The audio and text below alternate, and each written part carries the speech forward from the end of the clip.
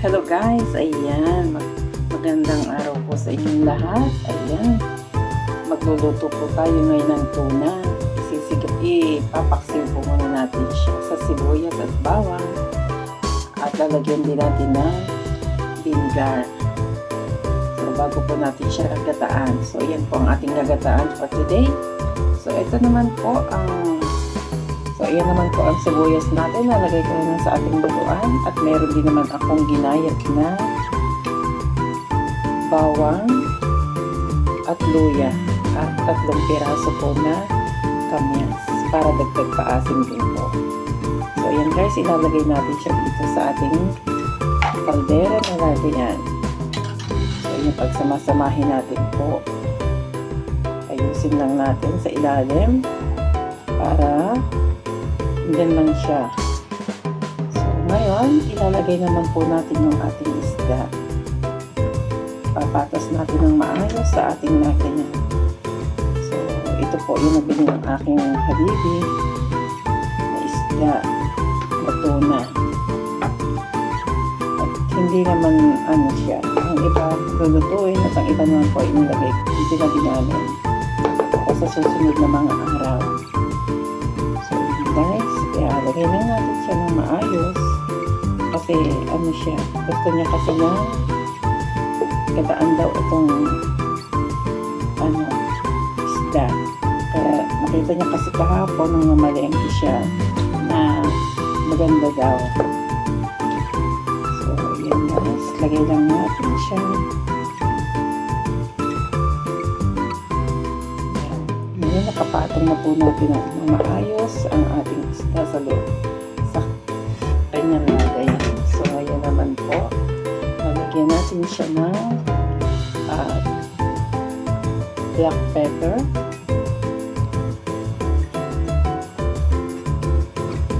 Yan, lagyan po natin siya ng paminta ng ating black pepper.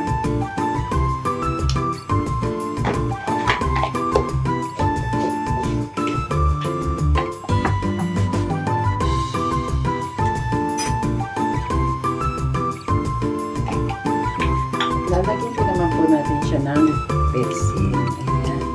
Yung betsin na hindi na wala. So, pinipimplahan na po natin siya. Saka po natin siya lalagyan ng tubig. Lagyan po muna natin siya ng asin. Lagyan po natin siya ng asin.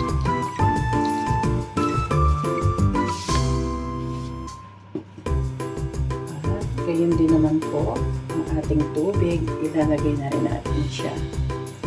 Lagyan natin siya ng kaunting tubig at pakukuloan natin hanggang siya maluto.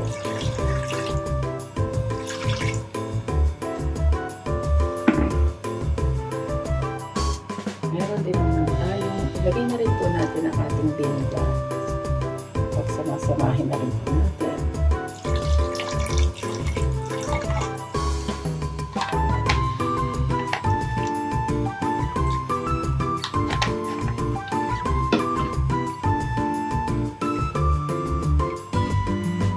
Open na rin po natin ang ating kalan para siya ay kumulo na. So ayan guys, simpleng luto po po ngayong araw kasi wala pong time magluto ang aking darling at panggabi. So nilulutoan ko na po siya bago ako umalis. So ayan na guys, hintayin natin ang siya ay maluto at tatakpan naman po natin ang ating niluluto hanggang sa siya ay kumulo.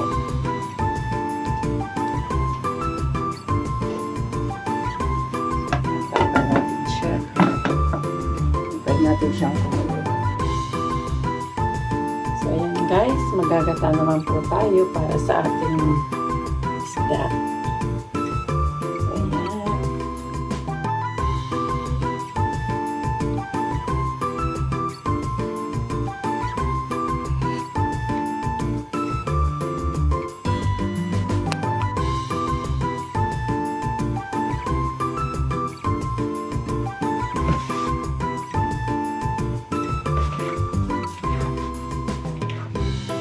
Kailangan po natin guys, paunahin ang aking gata, isi-separate po natin ito. Ating bigay ng mabuti ang ating niyo para makuha natin yung katas. So, yan. Mahirap magpiga ng niyo. Sensya na kayo guys sa aking maliit na kusina. Kailangan natin kunin yung unang kakang gata.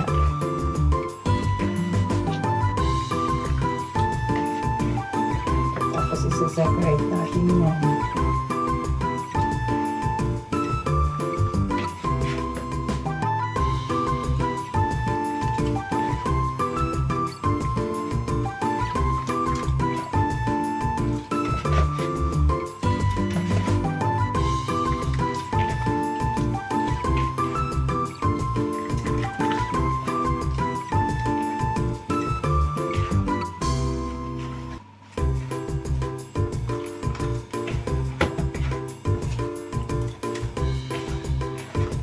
Alam niyo guys, tatlong styro yung ginamit ko dito ng aking gata.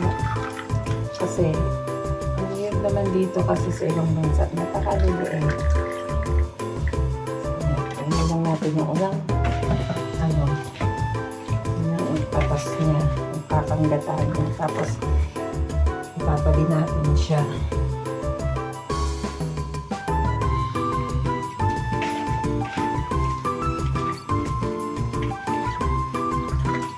Sarap kasi sa isda kapag yung siya, maraming gata.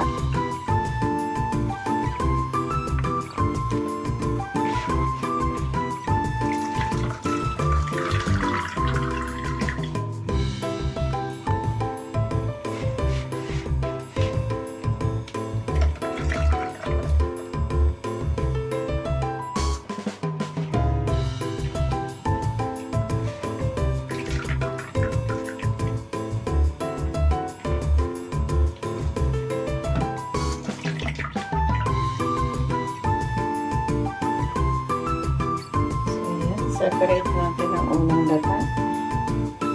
Lagyan siyang salarin. Lagyan ko lang sa isang maliit na tasa. Parang maliit naman yung tasa ko masyado. So, kailangan natin siyang palitan. Lagyan natin siya sa isang medyo malaki-laking lagayan. Ang hirap kasing kumilos dito guys kasi maliit lang yung aking kusina. At kailangan natin parahan ang pagkilos. Kakang gata.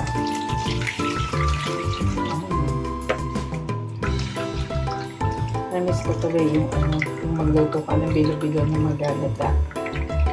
Sarap sana. Kaso mo, hindi nakaplano yan. Guys, tapos magkakatas ulit tayo ng panibagong gata para sa pag-aanohan natin ang isda. Sa pagpapakuluan natin.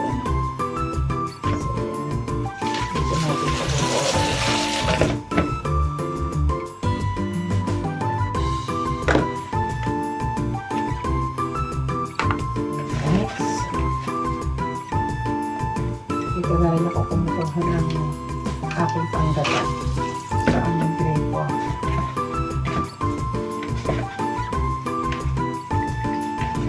Ito siya. Natasin natin mabuti. Kasi ito na yung pangalawang gata na ating pagpapakulo ang naging sa isda.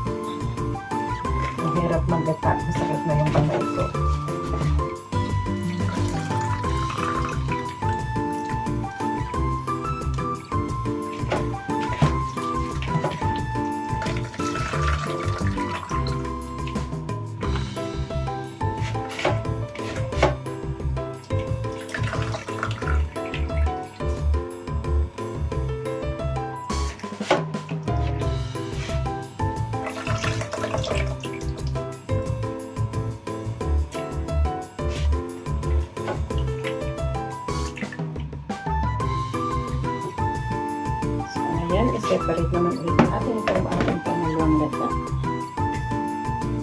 Sa lalim.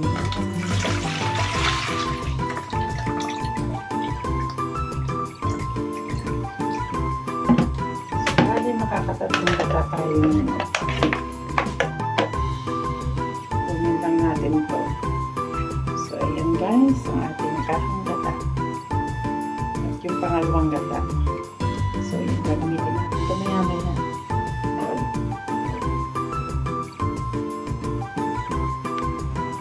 So, ayan guys, pinapapag-ano po natin. Hindi ko na naipakita yung paghuhulog ko ng pangalawang gata. So, hindi natin siyang kumulo. Sa dalas po, yung ating lalagay yung unang gata po niya. So, ayan guys, samahan niyo ako hanggang sa matapos. So, ayan guys, tingnan natin ang ating niluluto. Ayan.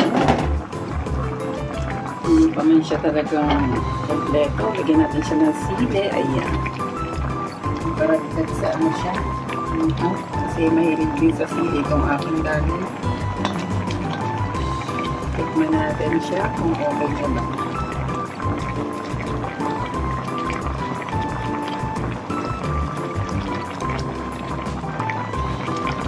Wow, sarap na guys. Wow, sarap na siya.